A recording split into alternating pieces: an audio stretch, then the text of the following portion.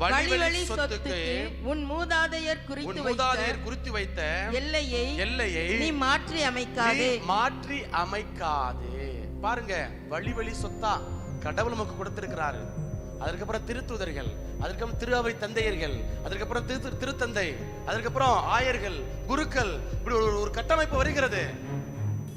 இதுல ஒரு பாரம்பரியம் இருக்கிறது. எனக்கு பாரம்பரியம் தேவையில்லை, எனக்கு விவிலியம் மட்டும் போதும் என்ன என்று சொல்கிறவர்களுக்கு ஆண்டவருடைய வார்த்தை சொல்கிறது, வழி வழி சொத்துக்கு உன் மூதாதையர் குறித்து வைத்த எல்லையை நீ மாற்றி அமைக்காதே.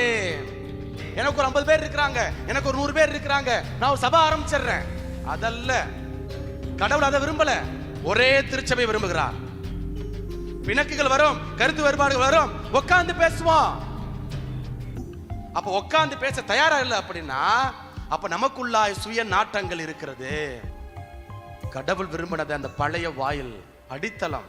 அந்த அடித்தளத்தை விட்டுட்டு எங்கெங்கேயோ போறோம். அப்ப திருச்சபையை அதனுடைய மூலத்திற்கு என்ன செய்யணும் அப்படின்னா இயேசு விரும்புகிற அந்த ஒரு இறையாட்சியை கனவை வந்து நிலைநிறுத்த வேண்டும்.